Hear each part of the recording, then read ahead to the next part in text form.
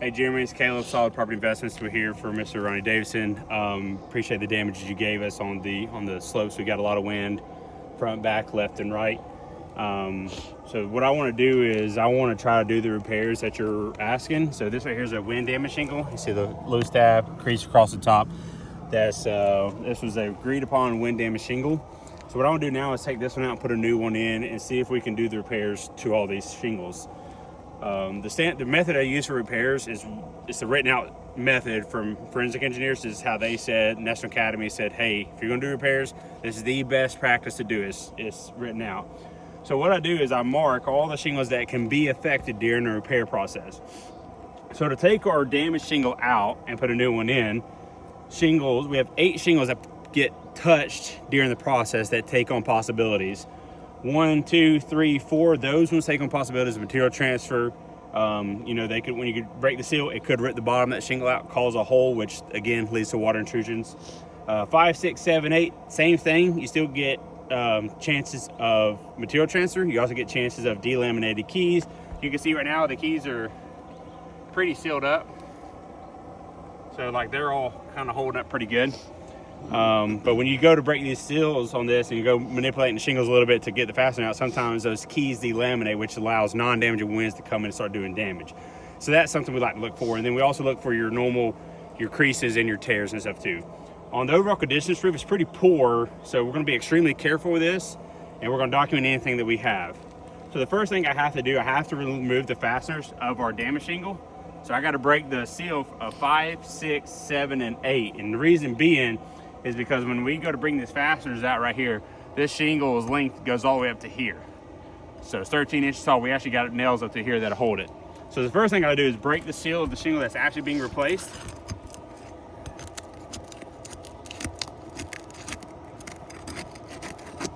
And what we wanna do is be gentle with it, because again, this shingle right here, even though it's coming out, it's connected to the one underneath it.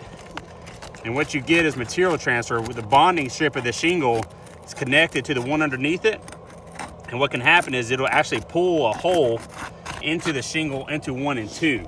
And when you do that, you just take a chance next time the water comes in and causes damage to it. That's ripped up there. That's why that's not coming up.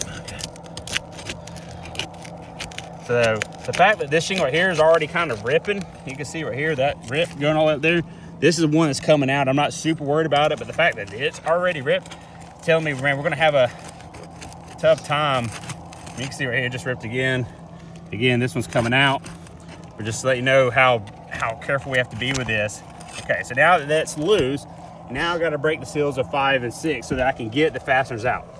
So again, you wanna be careful. Work your way through it here.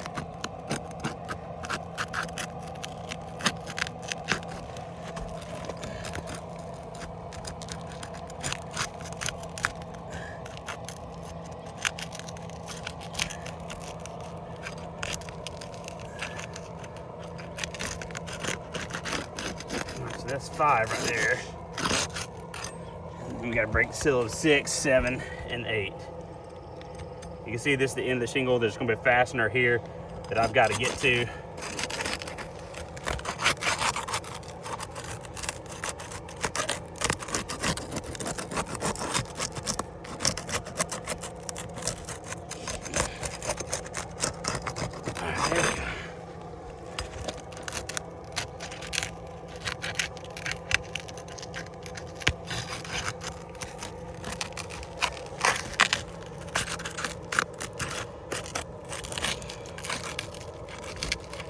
Come on.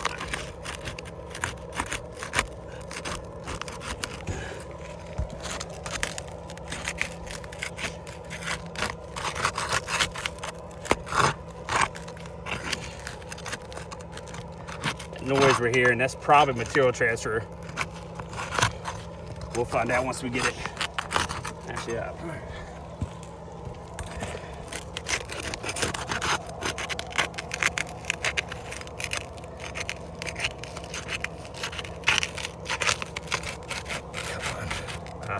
Just had a tear right there. You can see what kind of poked through.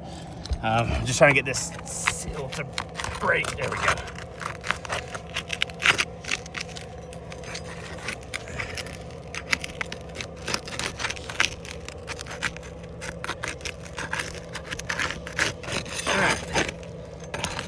There we go. I had a delaminate key right here. You see that key pop loose. Again, that's gonna, some of these are still good. Some of them pop loose in the middle. I think there was another one. Yeah, right there, another delaminated key. All right, so now that that's done, now I gotta locate the fasteners right here and pull those out. So what I'm gonna do is take this, lift it up high enough that I can see where these nails are here. When I go in, lift the nails out.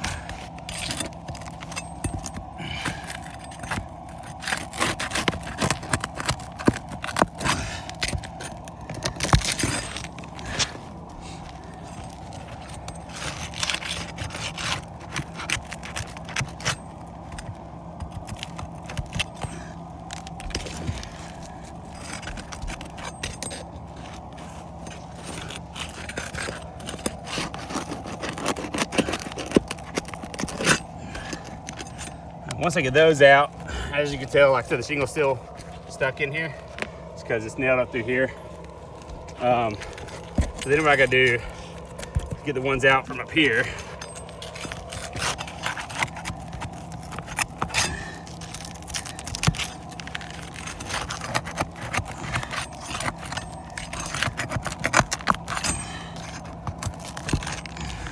Yeah, we just had a tear right there. You see that?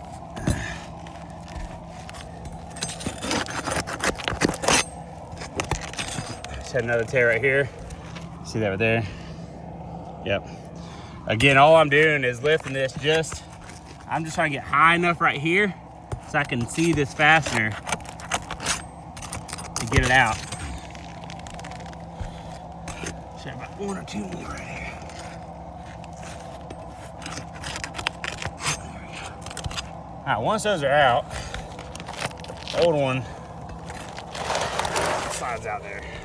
I'm gonna show you how much it's falling apart. I mean, look at that. It's just tearing and ripping apart. So, material transfer, something I want to point out. See the chunks right here? That's a chunk of a shingle. That's gonna stop the other one from bonding down. Try to get it off, but without ripping a hole into the bottom here. It's really tough.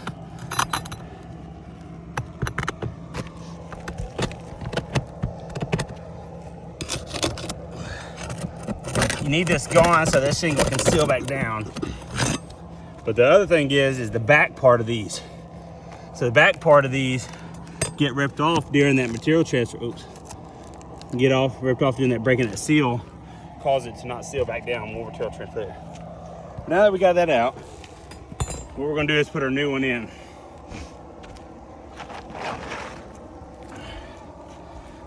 So the original shingle is Old Elk. Don't make that anymore. This is the closest one to it. It's gonna be a GAF shingle going back in. What we gotta do is slide it into its place.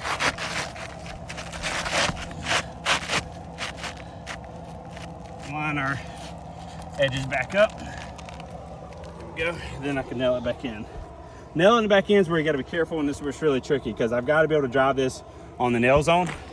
So the nail zone is this white line and that white line. You got to be above that and in that zone. So in order to do that, I've got to lift this up high enough to put a nail there.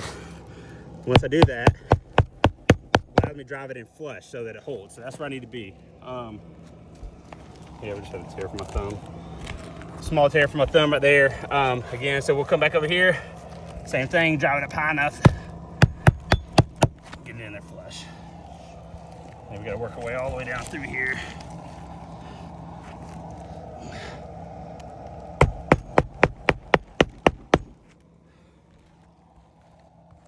gotta get my ends.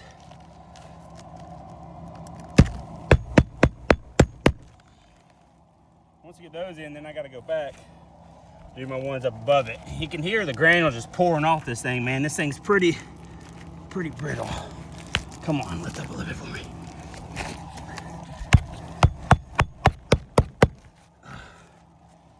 So we got one on this other end. Right there.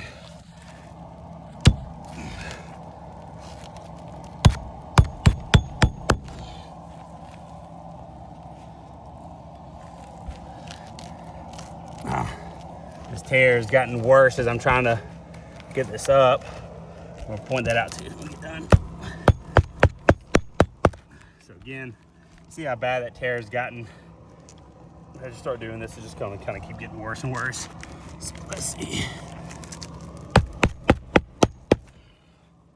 One more nail to put in over here.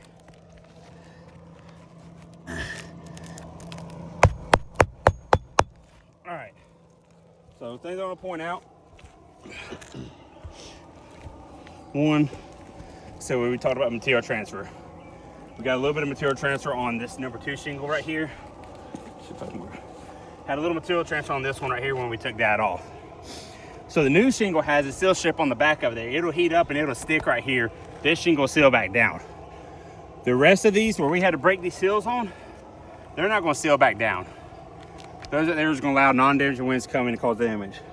But things I want to point out to you, delaminated keys. See that right there? It's already starting to crease across top. That right there is going to end up getting damaged, blown off. I think we had another one right here. Same thing, delaminated key, crease across top. Biggest things are these little nicks and tears and stuff. Had one right here for my thumb. That tear right there, again, can allow water to get towards the nail. Had another one here, another one here. Really big tear right here. Another tear right here. You can see that. I think we had another tear I'm kind of missing. Maybe it's this one. So, and then you also had the middle of these delaminated right there from bowing up. That right there is going to allow wind to kind of get in, build pressure. There's another seal strip right here that's now broken. So this right here is another. That's what you see on laminated shingles a lot. Architectural is that middle one kind of bowing up there, causes damage. So we started off with this one shingle that was damaged. I had 8 shingles that we touched. Out of the 8, we have 1, 2, 3, 4, 5 shingles that are now damaged. So when we start doing these repairs like this, you get into this one here. Let's say you get to 1 and it repairs. Perfect. I don't think you're going to get one that doesn't cause any damage just because overall condition. But if you get into it and you start doing these multiple repairs, you're going to have these other tears, delaminated keys, material transfer. It's just going to cause a lot more harm than good. So if you can, please review this and let me know what you think. Thanks, Jeremy.